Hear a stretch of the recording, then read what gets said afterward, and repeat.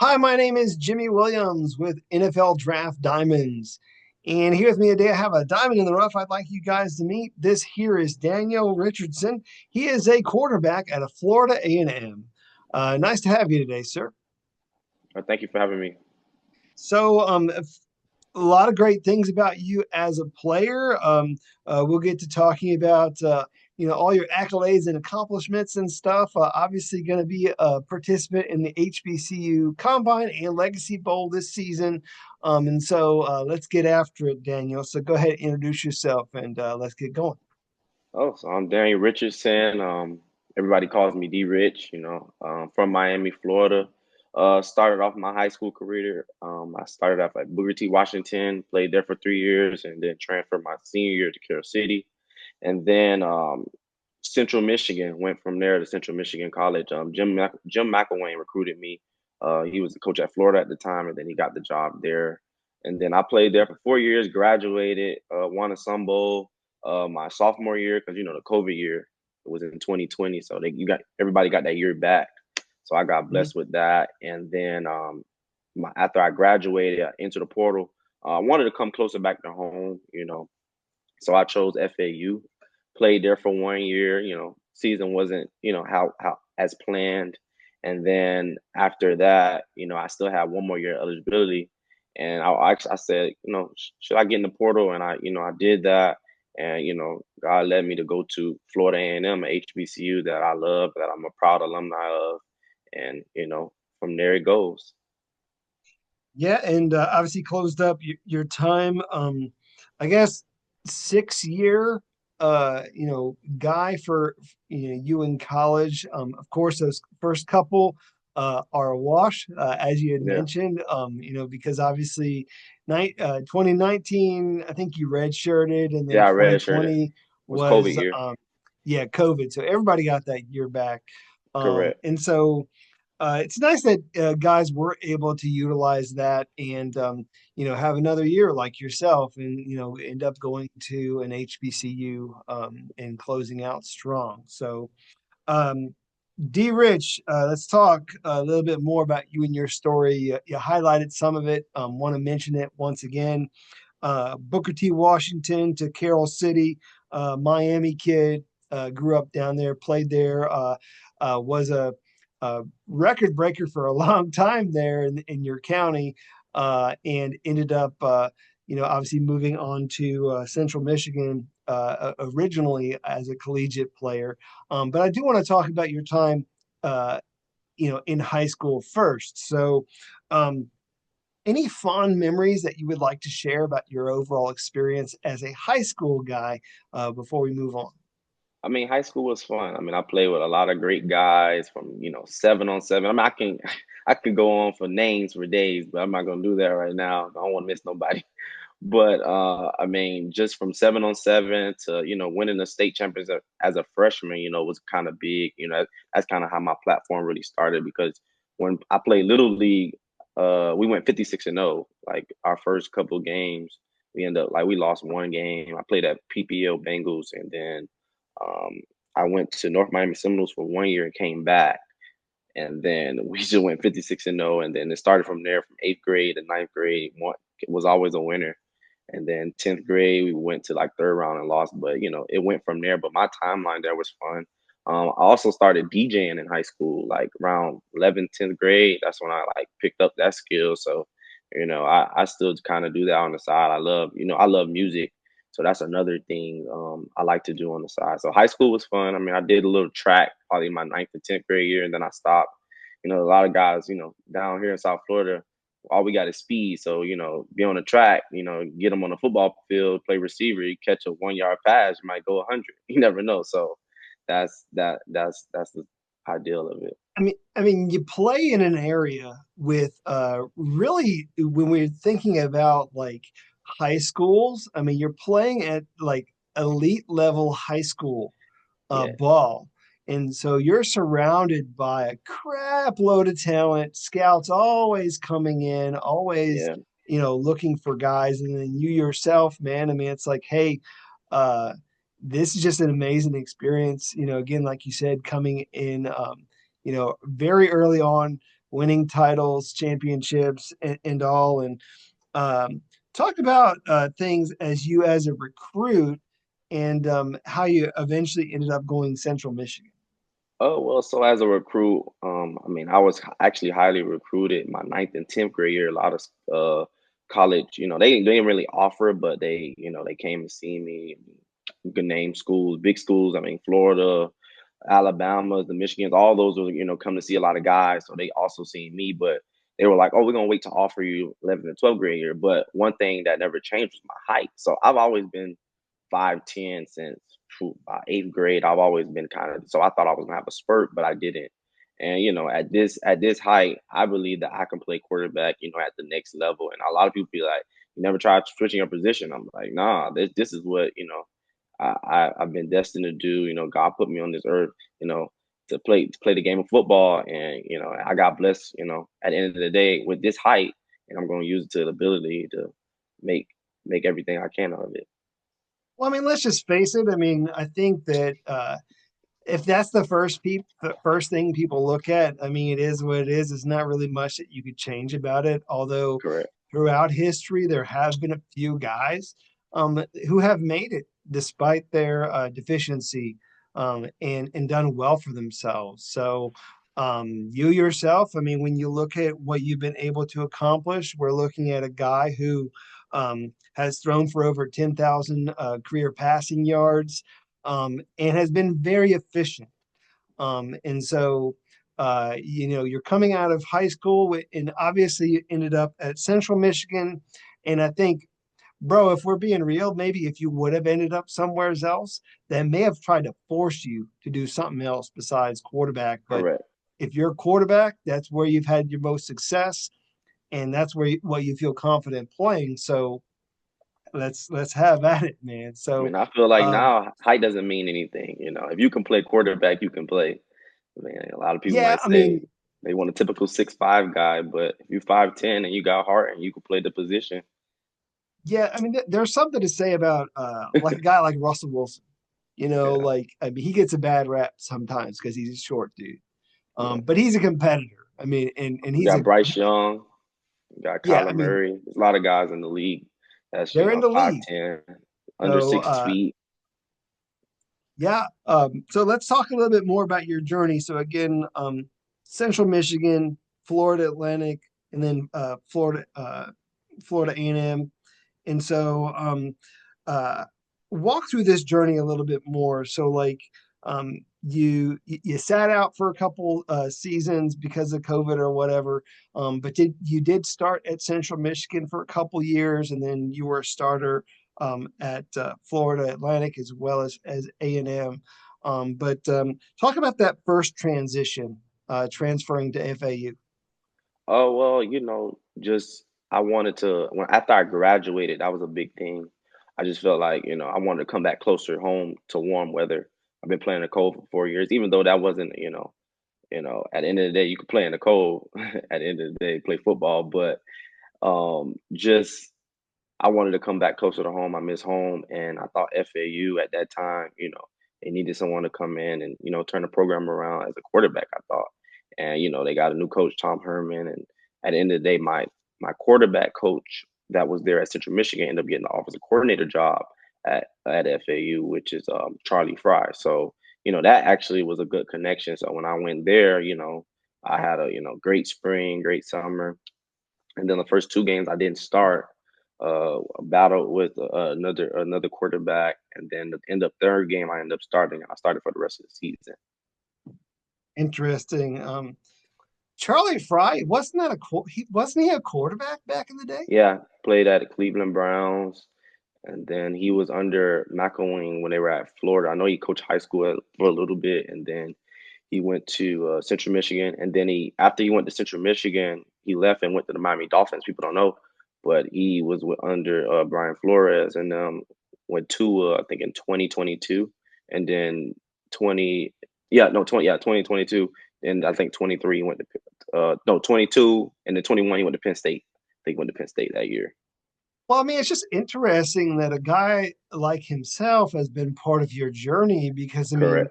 um, he's been there, he's done that. Like he's coached a lot of top level guys, and so Yeah, it's nice to have a guy like him, be a part of your journey and help you develop. right. And so you're at FAU for a little bit, and then as we had mentioned, obviously, given the COVID situation, we're able to finish things strong there at Florida A&M, where this past season, you guys went 7-5. So let's talk more about you as a quarterback. I mean, when I look at you and really just kind of your overall I don't know, experience, time being a starter. The one word that comes out for me is efficiency.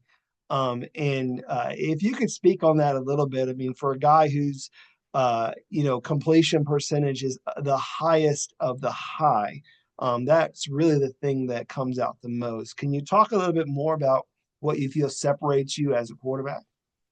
Just making great decisions. I mean, at the end of the day, as a playing quarterback, you have the ball in your hand 99.9% of the game, and you have to make great decisions. And I think one thing in my game, I make great decisions, and I have good accuracy. To put the ball where it needs to be. And at the end of the day, yeah, you make plays as a quarterback, but you have to be a leader. And when you're able to lead and do what you need to do, guys are rally behind you and they want to play for you. So I think that's two or three key points about playing quarterback. Because I mean, you could run, you could throw far, you can do all that, but if you can't lead a team and be accurate and be efficient and make great decisions on the field, even off the field. Everybody's watching you because you're the leader of the team. No matter where you go, if you go into the gas station, like, do you say yes sir, no sir? Little things like that. Just little everybody's always watching. Bro, it's really tough being a guy who all of the eyes are on you, Yeah, as you had mentioned, because like especially as a quarterback, because like some people when they look at you, it's like you're the reason why they win, you're the reason why they reason why lose, they and lose. it's like Correct. all of the focus is on the quarterback. That's why they um get paid the big bucks. hey, exactly, you're the face. Right. um so yeah, I definitely feel you there. So growing up as a kid down in Miami, who are you a big fan of growing up, man? Like, are there other guys? I know we've talked a little bit about some guys who have played ball, but I'm just speaking like specifically like for you, like if we're going back in time when you were a kid growing up, like who was it for you who Well, you one were of my to couple of root my for? favorite quarterbacks were like they played at Miami Northwestern, Rivalry High School, but Ja'Cory Harris and Teddy Bridgewater, two of those guys. Ja'Cory played at Miami, and then Teddy Bridgewater he played at Louisville. So two of those guys right there, I looked up to. I watched playing growing up. My dad actually graduated from Northwestern, so I used to go to the games with him. And I Nice. looked at those guys. I liked growing up Cam Newton. Tom Brady was top favorite. In the NFL at that time. So I've always been up in the air of who I like as a quarterback.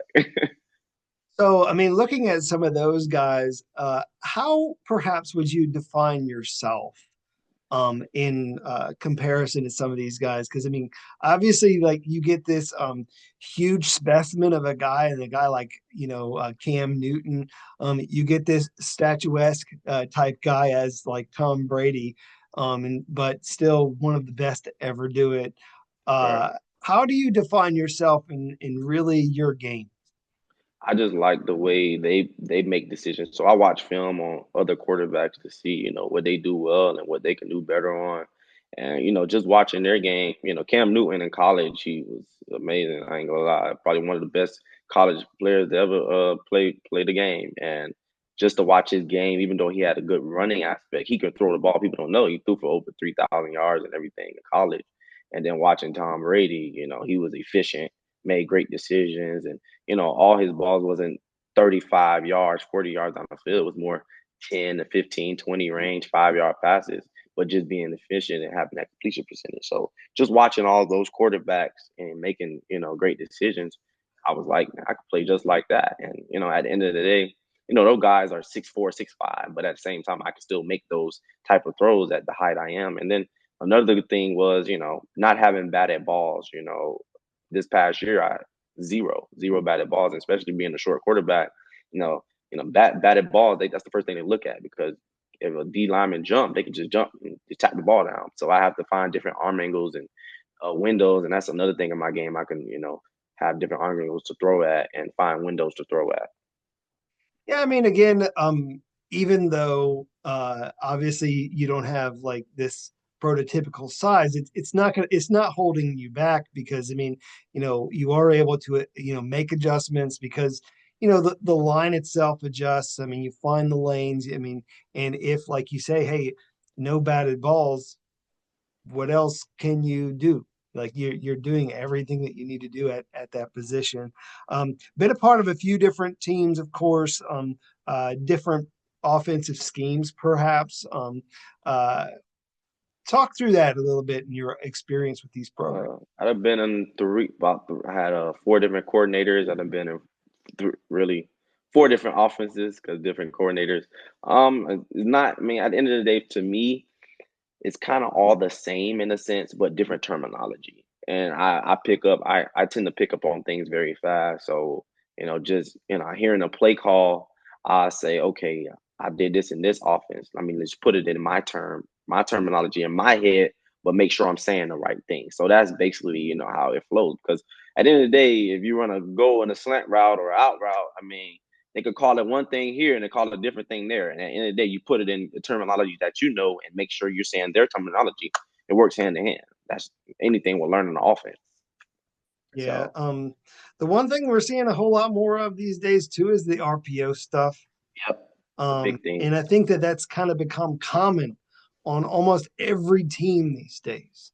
Correct. Um, Walk me through a little bit of that for you, man. What goes through your head and uh, how do you adjust? I love Throughout a I game. love the RPO because I mean, sometimes in an RPO game, the defense can't be right because if you got seven in the box, you can throw it. If you got six, you can hand it off. If you got eight in the box, you can still throw it. So it's in a sense it's a win-win, especially if you run an 11 personnel set. It's a win-win situation. Everybody just got to make their block in the running game.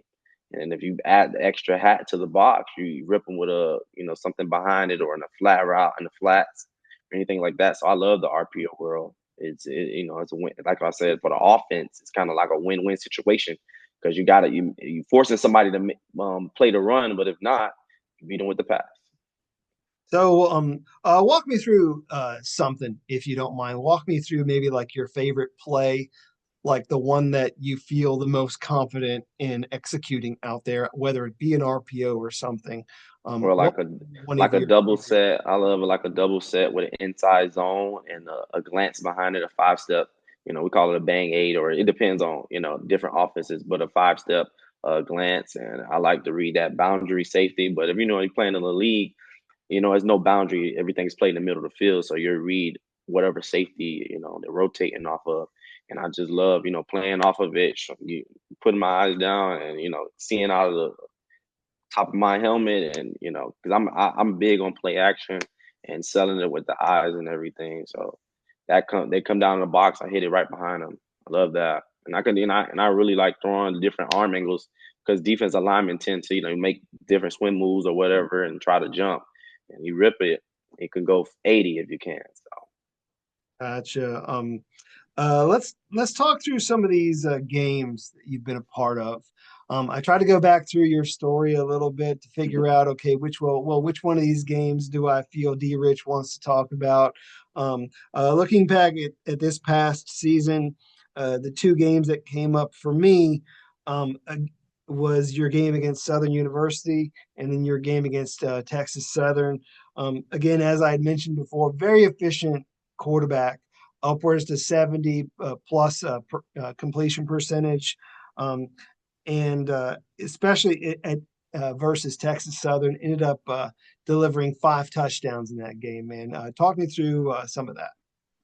oh, I thought, just the guys up front play great. When the guys up front play great, you can make any throw. It's like 7 on 7, and it comes back again to making great decisions and getting the ball in the playmaker's hands. Because I want to say probably Southern game. I don't think I hit a pass over 20 yards, and they just they just went the way and it just started adding up. And people just don't understand like that's what Pat Mahomes does. It doesn't take very much too crazy shots, but he just dink and dunk 5 yard, 10 yard, 15, 20 yard passes, and they just keep adding up. And at the end of the day, you always look at the stat sheet at the end of the game, like, oh, I threw for that much or I had this many yards, but it didn't feel like that during the game. But after looking at it and watching the film, everything started adding up. So I thought, I played efficient in those games, but the guys around me helped. Because at the end of the day, I can't do it without, the guys making plays for me and the guys up front. I mean, a lot of guys don't know. I mean, I think all the praise should go to the offensive line because they're doing the dirty work to, give me time to deliver the ball to the receivers, tight ends, and the running backs. So Uh, give more love to those guys, man. Give a shout out to some of them if you can. I mean, yeah, the whole whether offensive line, I yeah, love yeah, them obviously all. the whole offensive line, but I mean, like, uh, mention some names, man. I mean, I'm telling you, like, obviously these offensive linemen, they're the guys who we need to give the Well, I most love mean, to. just growing up. I mean, not growing up, but I made a lot of friendships over the past year at FAMU. A guy like TJ Lee, that was my center, and Jalen Goss. We all hung out, pretty much every day. Went out together, went to eat, everything. And so I really, those two, I really was really close with, left tackle and center, and then Charles and Rick. It's so many guys I can name. So yeah. Well, definitely want to give love to those guys, because I mean, they're the guys who have helped make your life easy. Giving you the time to work. So, um, let's look at maybe, the biggest change for you. I mean, as we reflect on you and your journey, I mean, a guy coming out of high school, playing for three separate institutions. Um, what's the biggest change now versus you coming in as a freshman? Just the knowledge that I have, you know, coming from my freshman year to my senior year, just growing and learning defenses because, in high school, I mean, you get a route and okay, try to read the defense, but do they actually teach you how to read the defense? So me from my freshman year watching other quarterbacks, because I was young, I came in 17 fresh and those guys 23, 24, them been in the, college 4, 5, 6 years already. So just watching them learning, taking little notes here and there and putting into my game. And that's what I did. And I felt like from my freshman to now, it's just little things is watching more film and break how to break down a defense. Like, yeah, you can watch film. Yeah, you can say I'll watch film, but do you know how to break down a defense? And different schemes, or they have blitz packages or variations of cover two, cover three, and what they do, what the safeties do. That's I watch tendencies a lot. Safeties got, safeties don't tell you everything you need to know. But at the next level, it's kind of different. They can mix it up, but you really got to watch film to learn tendencies and different guys and how they play. So that's what I feel. Gotcha. Um, Uh, well, obviously, you closed up your time as a collegiate player, and you're fixing to participate in the HBCU Combine as well as the Legacy Bowl, February 15th, February 22nd, respectively, for those two events. What are you doing right now as you prepare for those? Just training down in Fort Lauderdale with Game Face. A great program, and I feel that they're getting me ready, for that as well as pro day, and I think our pro day is in March. Don't have the official date yet, but just getting ready to, my thing is running the 40. I know a lot of scouts want to see me run because, out of my whole career, I really didn't run as much. I was more of a passer, and I really want to add some of that to my game because I can run, but can I run at a certain type of speed? I mean, that's what everybody wants to see, and that's really So, much I've been working on. we trying to hit like a 4.5 or something, or what are we Yeah, what are we aiming for? a high 4.5, 4.6 in that area. I feel like that's an average quarterback speed, especially. I mean, you running 40 yards, you'll never run 40 yards 4.5 in the game. So at the end of the day, if you can run, if I can get a 4.5, high 4.5, 4.6, aiming for that. Yeah, I mean, there are very few quarterbacks who we don't mind seeing run like that, but Right. it's but typically like most of the people at the next level, like we don't necessarily want them to run too much. We want to Right. be able to, Correct. keep them safe in the pocket so that they can And deliver. they're protecting the quarterbacks more now. Yes, They're protecting the exactly. quarterbacks a lot more. Got to learn how to slide too. So I don't know how Right. much you're working on that one too, but Yeah, I learned how to slide. okay, good.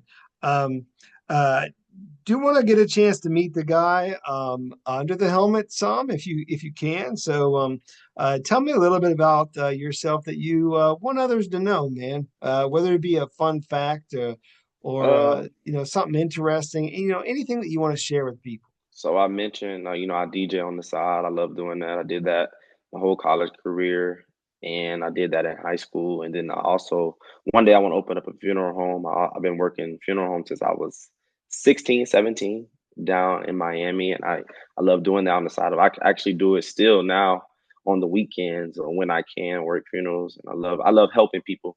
I'm a community guy.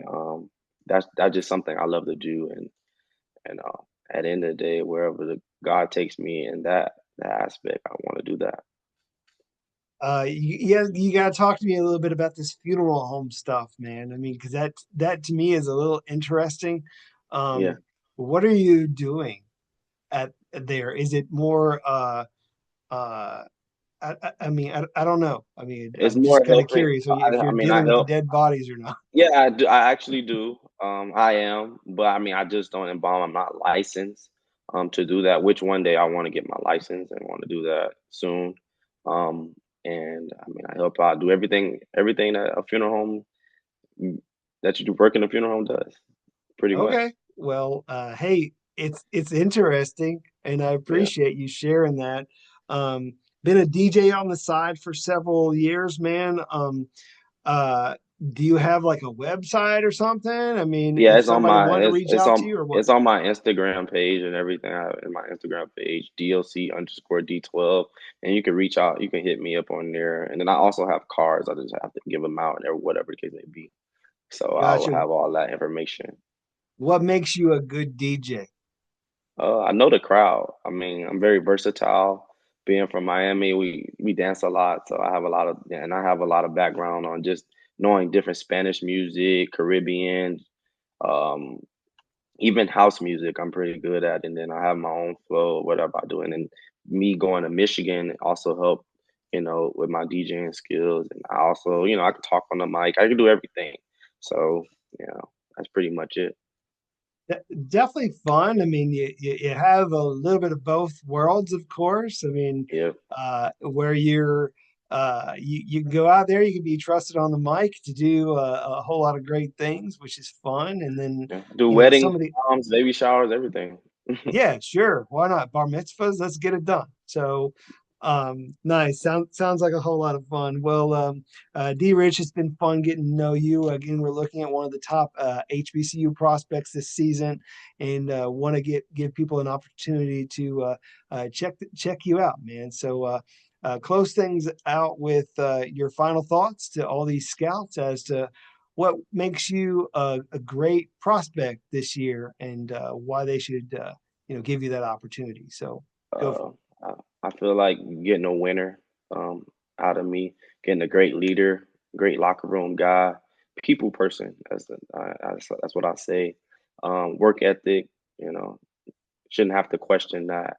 And at the end of the day, get the job done. That's my motto.